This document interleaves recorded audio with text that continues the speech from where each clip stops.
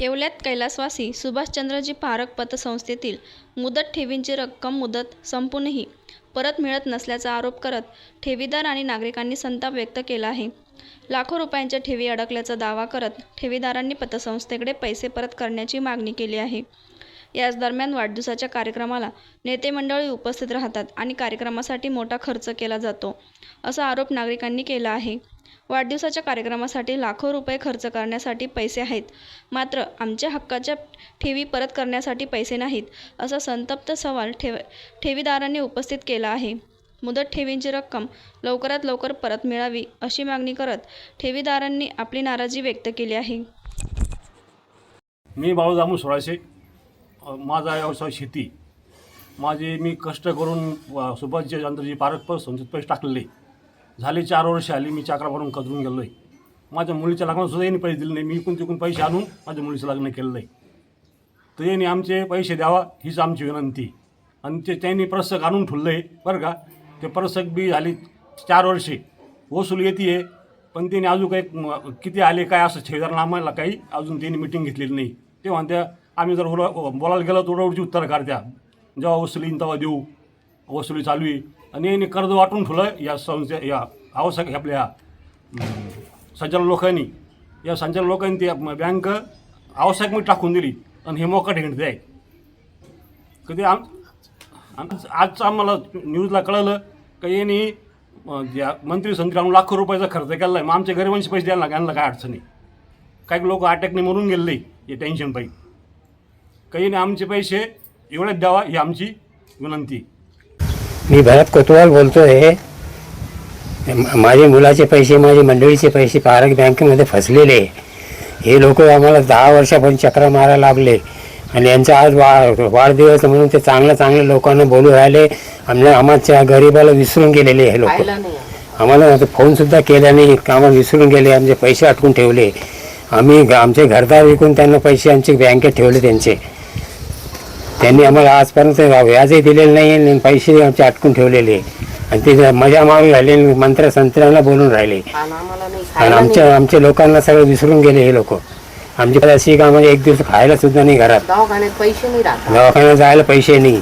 आणि हे लोकांकडे गेले की हे आम्हाला पैसे देत नाही, हाकलून देतात, बंदुकाचे धाक दाखवतात. सोना भरत आहे कोतवाल. आम्ही पैसे 10 वर्ष ठेवले होते, तर ते म्हणे लगेच आम्ही देणार आहे. पण ते पैसे अटकले. ते म्हणे आता नाही, बंद झाली बँक. कदरून जातो प्रत्येक वेळेस. गेलो का नाही आहे आमच्याकडं, आता काहीच नाही आहे. आणखीन मुलाची तब्येत आता 6 महिने झाले, ऑपरेशन झालं त्याचं. तर त्याला सांगितलं तर तो म्हणतो नाही म्हणे आत्ता काही नाही आमच्याकडं म्हणे. मुलं काय आहे सर्व आहे, पण तो येईल ना मी तुम्हाला सर्व करेल. पतपिढी पिंटू पारख पिंटना मतदान होते तेव्हा आम्ही फोन लावलो त्याला. त्याच्या अगोदर तर अजून फोन तो उचलत नाही, काही नाही. गेलो का दुकानमध्ये ते कपड्याची, तो भाऊ म्हणतो नाही आहे. आम्ही म्हणतो आम्हाला त्यांनी सांगितलं आव मिलो, पण नाहीच बोलतो. आणि मग काय आमचे का आरामाचे पैसे आहे का हो? आमच्या वेळेवर पैसे पाहिजे. दुःख आहे, सुख आहे. मी आजारी असते, ते पडले 2 टायमाला, मुलाचं ऑपरेशन. जेवण कोण देणार मग? कोण देणार? मंत्री संत्री आले त्यांच्या, पण द्यायला काय हरकत आहे त्यांना? बरं आम्ही येणार होतो, पण तब्येत बरी नाही, तिथं आलो असतो आम्ही. खरोखर त्याच्या समोर आम्ही सांगितलं असतं का काय आहे काय नाही. पण आम्हाला यायची बी हे नाही. गेलो तर 200 रुपये कुठून आणायचं भाडा रिक्षामध्ये? माझं नाव वैशाली निलेश वखारे. माझे मिस्टर यांच्या ठेवी बरेच वर्षापासून पारख पतसंस्थेत अटकलेले आहे व त्या पतसंस्थेतल्या ठेवी मिळत नसल्या कारणाने माझ्या मुलाचं शैक्षणिक सुद्धा नुकसान झालं आहे. तर माझ्या मुलाला शिक्षणाला कोणता अडथळा येऊ नये याची जबाबदारी त्यांनी घेतली होती. ते बोलले ते का तुमच्या मुलाच्या शिक्षणाला आम्ही कोणताच अडथळा येऊ देणार नाही. तरी त्यांनी वेळेच्या काळात मला मदत न केल्यास माझ्या मुलाला मला नाशिकहून परत येवल्यात आणावं लागलं आहे.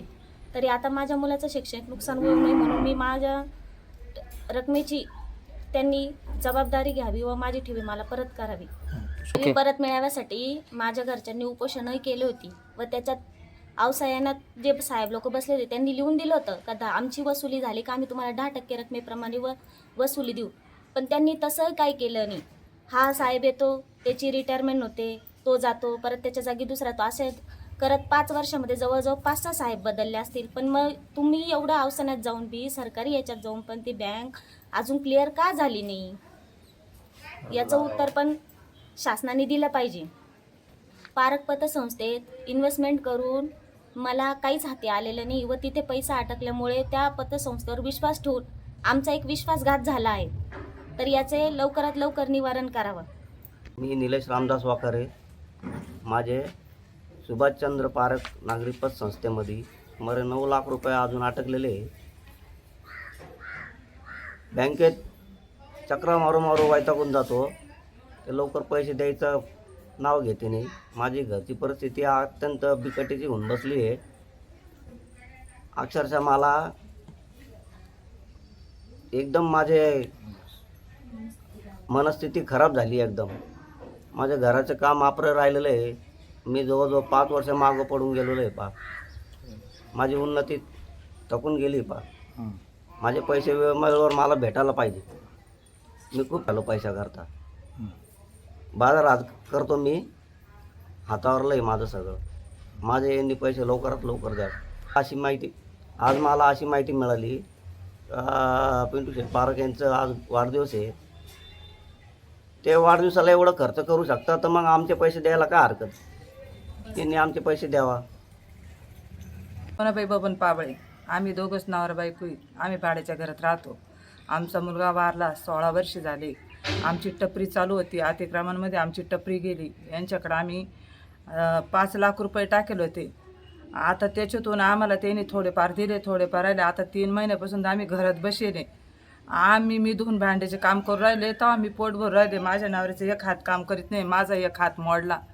आणि पैसे मागायला गेलं का हे तिरीमिरीवर येत्या. जेव्हा आम्हाला येईन तेव्हा आम्ही देऊ.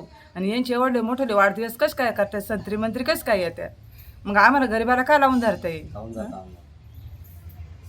मग यांची आयुष करावा ना, आम्हाला द्यावा ना. नाही काही तर थोडे थोडे तर द्यावा ना. आम्ही गेलो का परत आम्हाला दम द्या त्या. येईल तवा देऊ, येईल तवा देऊ. आम्ही काय खायचं, माती खायची. ओके. आमचं मरण तरी सुखात येऊ द्या. आता आम्ही मरणाच्या दारात उतरेले. सम्राट वर्मा ग्रुप प्रस्तुत हॉटेल वर्मा पॅलेस येथे मिळतात आकर्षक लक्झरी AC रूम्स, भव्य बॅक्वेट हॉल आणि शहरातील सर्वात सुंदर टेरेस गार्डन. आकाशाच्या सानिध्यात मल्टी क्युजन रेस्टॉरंट तुमच्या चवीची खास काळजी घेईल. ठिकाण उपजिल्हा रुग्णालयाशेजारी Yeola, Kopargaon road, Yeola. Hotel Verma palace. एकदा भेट दिली की पुन्हा यायलाच आवडेल.